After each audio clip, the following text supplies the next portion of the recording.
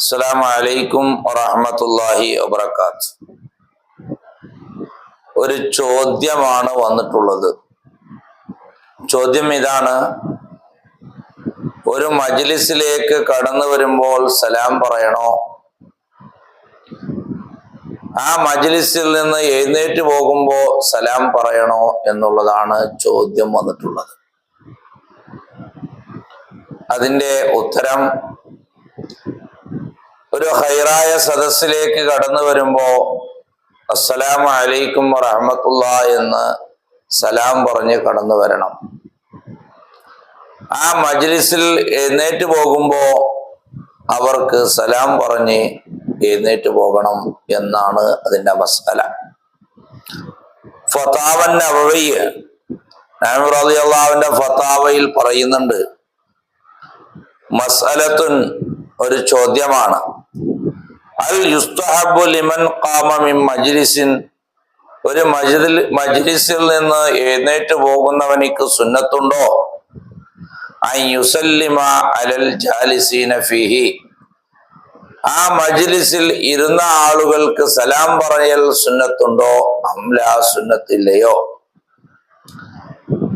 വൽ ഫീഹി ഹദീസുൻ അംലാ, അതിനിക്ക് വല്ല ഹദീസും തെളിവുണ്ടോ എന്നാണ് ഇമാം നബവി റളിയല്ലാഹു അൻഹുവിനോട് ചോദിച്ചത്.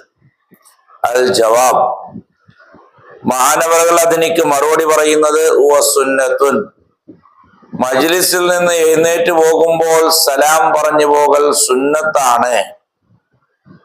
അതിനിക്ക് ഹദീസ് മഹാനവറുകൾ ഉദ്ധരിക്കുന്നു.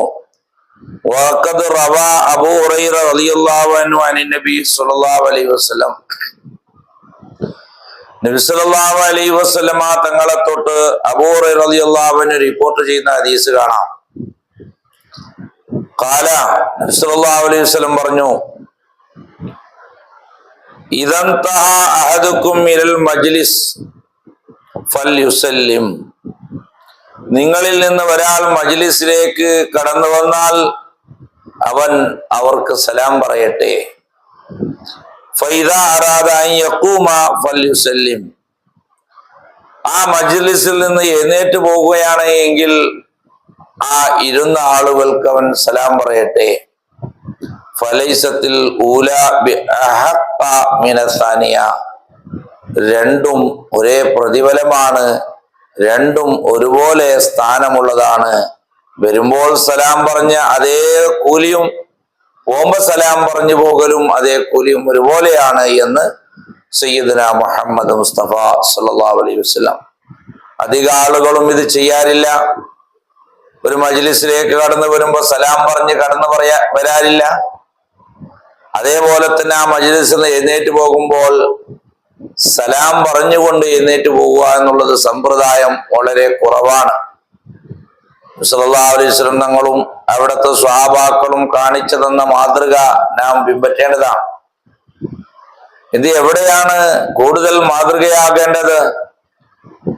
നമ്മുടെ വീടുകളിലും കുടുംബങ്ങളിലും നമ്മുടെ മായി ബന്ധപ്പെട്ട പല സദസ്സുകളിലും, പ്രത്യേകിച്ചിട്ട് മദ്രസയിലേക്ക് കുട്ടികൾ കടന്നു വരുമ്പോ ആ കുട്ടികൾ സലാം പറഞ്ഞുകൊണ്ട് കടന്നു വരണം. ആ മദ്രസയിൽ നിന്ന് പിന്തിരിഞ്ഞു പോകുമ്പോ ഉസ്താദിനിക്കും അവിടെ കൂടെ ഇരിക്കുന്ന കുട്ടികൾക്കും സലാം പറഞ്ഞു പോയി സലാം പറഞ്ഞ് പിന്തിരിയണം എന്നുള്ള മസല നമുക്ക് ബാധകമാണ്. ഇതൊരു വിശാലമായ ഒരു അർത്ഥത്തിലേക്കുള്ള ഒരു സന്ദേശം കൂടിയാണ് ഈ ഹദീസ്. പക്ഷേ നാം അത് ഉൾക്കൊള്ളുന്നില്ല എന്നുള്ളതാണ്. നബി സല്ലല്ലാഹു അലൈഹി വസല്ലം തങ്ങൾ സലാമിനെ സംബന്ധിച്ച് പറഞ്ഞത്, നിങ്ങൾ പരസ്പരം സ്നേഹിക്കുക. സ്നേഹിക്കുന്നത് എങ്ങനെയാണ് നബിയെ എന്നുള്ള ചോദ്യത്തിലേക്ക് നബി സല്ലല്ലാഹു അലൈഹി വസല്ലം പറഞ്ഞിട്ടുള്ളത്, അഫ്സുസ്സലാമ ബൈനക്കും, അഫ്സുസ്സലാമ ബൈനക്കും, നിങ്ങളുടെ ഇടയിൽ പരസ്പരം സലാമിനെ ധാരാളമായി അത് നിങ്ങൾ പരസ്യമാക്കുക, അധികരിപ്പിക്കുക എന്ന് നബി സല്ലല്ലാഹു അലൈഹി വസല്ലം. സലാം പറയുക എന്ന് മാത്രമല്ല, സലാം പറയലിനെ അധികരിപ്പിക്കുക. ആ സലാം പറയൽ കൊണ്ട് പരസ്പരം സ്നേഹബന്ധങ്ങൾ ഉണ്ടാകുമെന്ന് സയ്യിദുനാ മുഹമ്മദ് മുസ്തഫ സല്ലല്ലാഹു അലൈഹി വസല്ലം തങ്ങൾ. എവിടെയാണ് നാം പഠിപ്പിക്കേണ്ടത്? സ്കൂളിലേക്ക് LKG യും UKG യും പോകുന്ന പിഞ്ചു പൈതകൾക്ക് പഠിപ്പിക്കുന്നത് ടാറ്റ, ഗുഡ് ബൈ പോലത്ത ഇംഗ്ലീഷ് പദങ്ങളാണ്.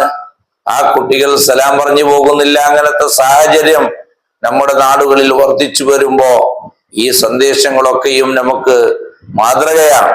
അസ്സലാമു അലൈക്കും, ബിസ്മില്ലാഹിർ റഹ്മാനിർ റഹീം, മാഷാ അല്ലാഹ്, അല്ലാഹു അക്ബർ, സുബ്ഹാനല്ലാഹ് എന്നുള്ള പ്രയോഗങ്ങൾ കുട്ടികൾക്ക് ആ സന്ദർഭത്തിനനുസരിച്ചിട്ട് ഉപയോഗിക്കാൻ വേണ്ടി രക്ഷിതാക്കൾ പഠിപ്പിക്കണം.